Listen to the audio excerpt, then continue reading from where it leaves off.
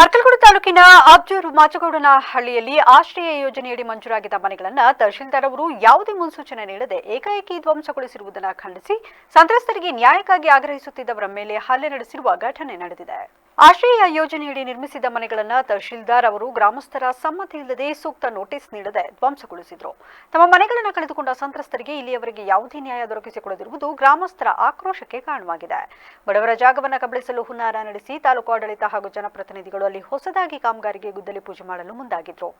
ಸಂತ್ರಸ್ತರಿಗೆ ಮೊದಲು ಪರಿಹಾರ ಮತ್ತು ನ್ಯಾಯ ಒದಗಿಸಿ ಆ ಬಳಿಕವಷ್ಟೇ ಮುಂದಿನ ಪ್ರಕ್ರಿಯೆ ಕೈಗೊಳ್ಳಬೇಕೆಂದು ಒತ್ತಾಯಿಸಿ ಗ್ರಾಮಸ್ಥರು ಮತ್ತು ಹೋರಾಟಗಾರರು ಸ್ಥಳದಲ್ಲಿ ಪ್ರತಿಭಟನೆ ನಡೆಸುತ್ತಿದ್ದರು.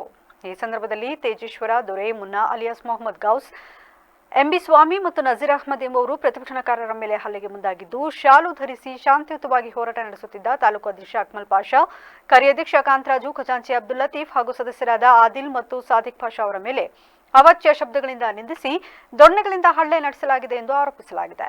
ಈ ಕುರಿತು ಕೂಡಲೇ ಸಂಬಂಧಪಟ್ಟ ಅಧಿಕಾರಿಗಳು ಮಧ್ಯಪ್ರವೇಶಿಸಿ ಹಲ್ಲೆ ನಡೆಸಿದವರ ವಿರುದ್ಧ ಕ್ರಮ ಕೈಗೊಳ್ಳಬೇಕು ಹಾಗೂ ಮನೆ ಕಳೆದುಕೊಂಡ ಸಂತ್ರಸ್ತರಿಗೆ ಸೂಕ್ತ ಪರಿಹಾರ ನೀಡಬೇಕೆಂದು ಆಗ್ರಹಿಸಿದರು. ವ್ಯವಸ್ಥೆ ಇಲ್ಲಿ ಮನೆಗಳನ್ನು ಏಕಾಏಕಿ ಯಾವುದೇ ಸೂಚನೆ ಮತ್ತು ಯಾವುದೇ ಒಂದು ಪತ್ರವನ್ನು ನೀಡದೆ ನೆಲಸಮ ಮಾಡಿದರೂ ಧ್ವಂಸಗೈದು. ಆ ಹಿನ್ನೆಲೆಯಲ್ಲಿ ನಾವು ಅಹೋರಾತ್ರಿ ಧರಣಿಯನ್ನು 11 ದಿನ ಜಿಲ್ಲಾಧಿಕಾರಿಯವರ ಕಚೇರಿಯ ಮುಂಭಾಗದಲ್ಲಿ ನಿಂತು ನಾವು ಧರಣಿಯನ್ನು ಮಾಡಿದ್ವು. ಆ ಧರಣಿ ಮಾಡಿದ ನಂತರ ಈ ವ್ಯಾಜ್ಯ ಮತ್ತು ಈ ಒಂದು ವಿವಾದಾಸ್ಪದ ಏನೊಂದು ಘಟನೆ ಇತ್ತು, ಈ ಘಟನೆ ಜಿಲ್ಲಾಧಿಕಾರಿಯವರಿಂದ ನೇರವಾಗಿ ಮುಖ್ಯಮಂತ್ರಿಯವರ ಗಮನಕ್ಕೆ ಹೋಯಿತು. ಅವರು ಮೌಖಿಕವಾಗಿ ಆದೇಶವನ್ನು ಕೂಡ ಮಾಡಿದರು.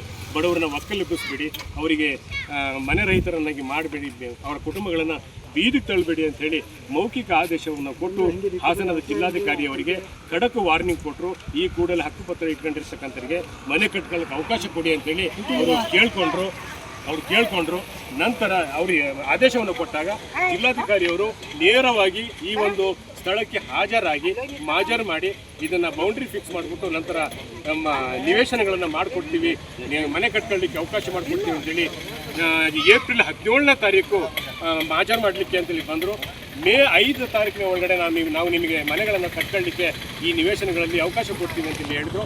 ಆದರೆ ಇಲ್ಲಿಯವರೆಗೂ ಇವತ್ತು ತಾರೀಕು 11 ಜುಲೈ 2026 ಅವರು ನಮಗೆ ಮನೆ ಕಟ್ಕೊಳ್ಳೋಕೆ ಅವಕಾಶ ಕೊಡ್ತೀವಿ ಅಂತೇಳಿ ಹೇಳಿದ್ದು ಮೇ 5ನೇ ತಾರೀಕು 2026 ಅಂತೇಳಿ ಹೇಳಿದರು. ಇವತ್ತಿಗೆ ಕಡಿಮೆ ಅಂತಂದರೆ 3 ತಿಂಗಳಾದರೂ ನಮಗೆ ಯಾವುದೇ ರೀತಿಯ ನ್ಯಾಯವನ್ನು ಕೊಡಲಿಲ್ಲ.